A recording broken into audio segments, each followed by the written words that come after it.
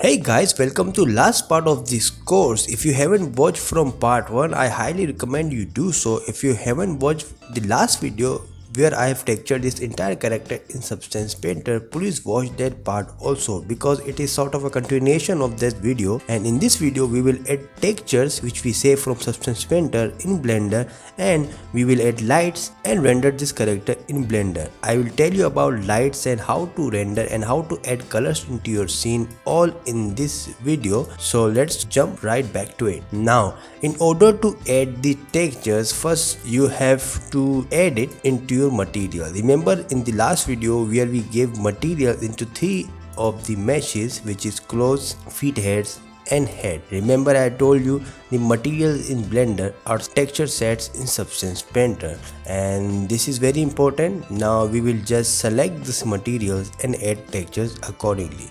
So in order to add the textures, you can go directly into shading and add images manually, but I recommend using Node Wrangler add-on. Node Wrangler add-on is shipped default in ZBrush. All you have to do is go to the settings, preference, and go to add-ons and just search Node Wrangler. Here it is, I've checked it already, and just turn this Node Wrangler on. What it does, it have many functions, you can use it, but I use it to add the textures. And how I do that? Well, just select the mesh you want to add the textures, and if you have given the head material to it or any other material into it, I just click on the principal BSDF and just hit Ctrl Shift T and it will ask you for the textures. I've saved it on the desktop, so I will quickly go to the directory. Here it is. I will go to the head textures, and all you have to do is just click and drag, and there is an option principal set texture setup. Click onto it and the textures will be added automatically. I will do that with the other parts too. Just click the principal DSDF and just hit Ctrl Shift T, go back to the texture sets and just add it. It is very faster and automatic procedure compared to just manually adding image textures and setting textures onto it. It is very handy.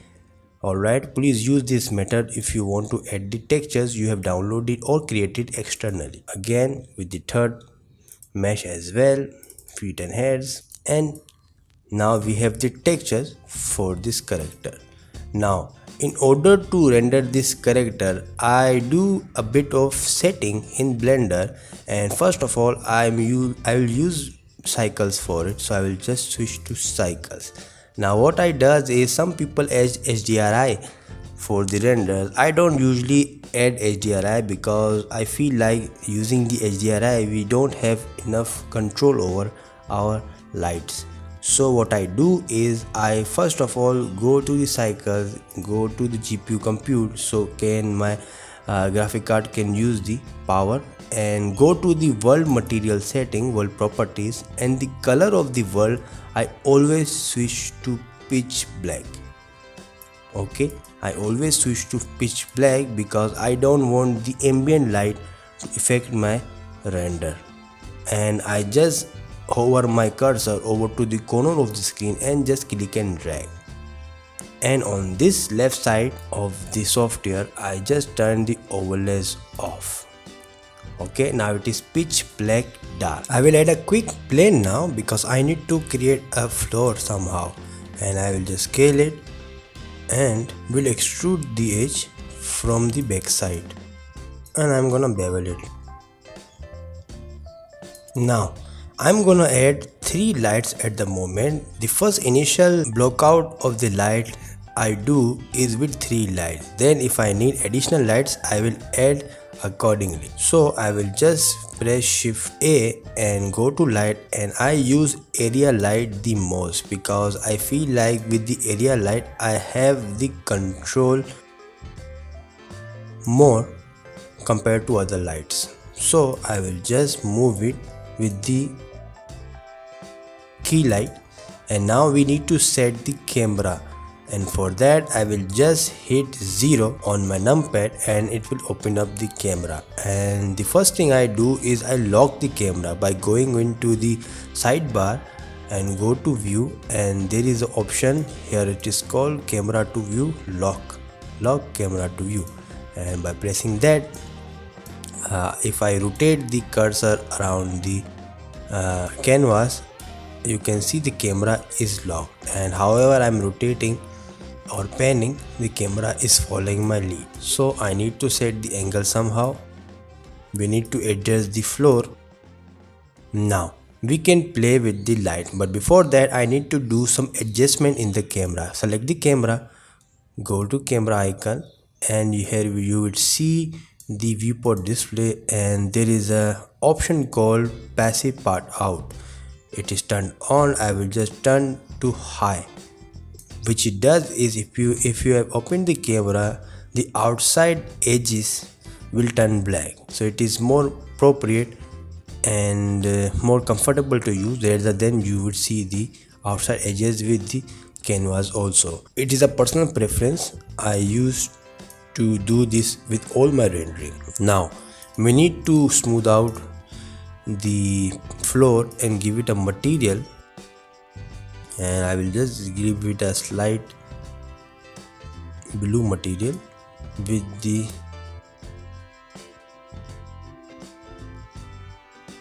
saturation turned to or value turned to down. Now for the light, it is set to 10 watts, and I will just increase it to 30 maybe, and we'll add another light which will be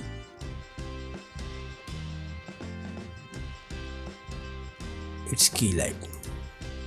But for that I will just hit 10 watt for the key light. I will just zoom out in the camera, okay, and just this time I will adjust the render over poses.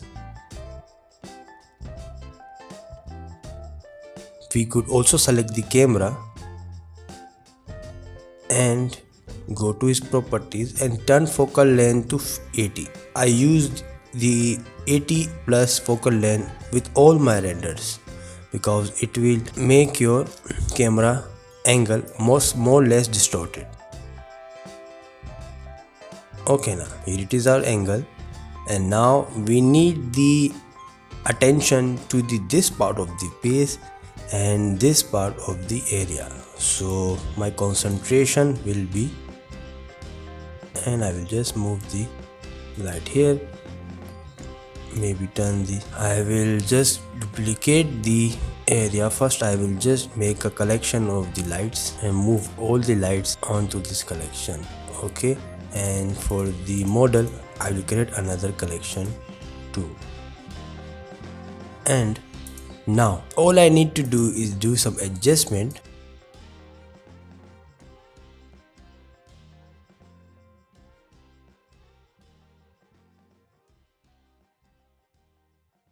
I will add another light again for the background itself, and this time I will just move the area light on the back side of the floor, and I will just turn the floor, Ctrl I, and just move the floor on the y-axis because we don't want the effects of the lights to go onto the character as well. And just move this light here and turn the power of the light. Alright, and just this is our floor. Now we can just play with the colors. After adjusting the two lights, we need to add the rim light as well. Sometimes rim light works, sometimes it doesn't, and we would have to see how the situation fares at this moment. So what I could do is usually I add the area light again and just give it to the back side, move it to the back side of the mesh. and hide these all lights so we could see the effects of our big light. Turn the power high, like 30 for example. Let's see. We need to move our mesh as well, maybe. No, okay, maybe 100. We just need the highlight on the back side of the mesh, so move it until you are satisfied. This looks good now, and I will just turn on the lights again to see the highlights. Here you could see the highlight, and now we need to test render it. And for that, go to the render viewport, and there is an option called render, and it has max samples to 4000 by default. I'll switch to 100 and turn the denoise on. I could also turn denoise on the viewport, and we could see the results. Now I will switch to the viewport shading, okay, and just see, press F12 and see how it fares. Well, this is how our render looks, and it looks pretty good for now. I'm not liking this this lighting coming over here. It is very bright. So what I can do is I can just move our backdrop light. I'll select the light and just turn on the render viewport and just move it to the X direction to make that part less brighter. We need darkness on this side, so the focal attention should be the center of the character. Now I can also select the floor and maybe increase the value a little bit,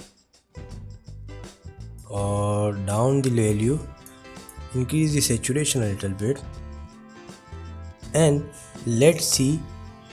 This looks pretty good, okay, and we will render our final image. I will go out from the lock camera mode, and we will render our final image in this pose. I can just go and maybe move the camera, pan the camera a little bit, or not. I could make it more forward like this. Well, I'm keeping the original pose. Now this is what I have decided. I will keep it and render at a final image. Remember, we tweak some settings for the render, and I would like to switch it to default, and for that we redid the max samples to 100. It was 4096 before, and if I want 2K render, I can just press F12 and it will start rendering. Or I could go back to the settings, output properties, and I can just increase it to the 4K, but at the moment I am keeping it to 2K. So what I will do is I will just hit F12 on my keyboard. I can also go to render and render the image. Here it is, and we will just get back after the render is finished. And now render is finally done. We can just go to the image and save image as image1 or any other name you want to give, and press enter, and we are done. So this is it, guys. The course is complete. Thank you if you have been following this course from the beginning. Those who don't, I highly recommend you watch it from part 1. Thank you for watching. Please share this video, do comment, drop a like. As usual, I will see you on the next video. Take care.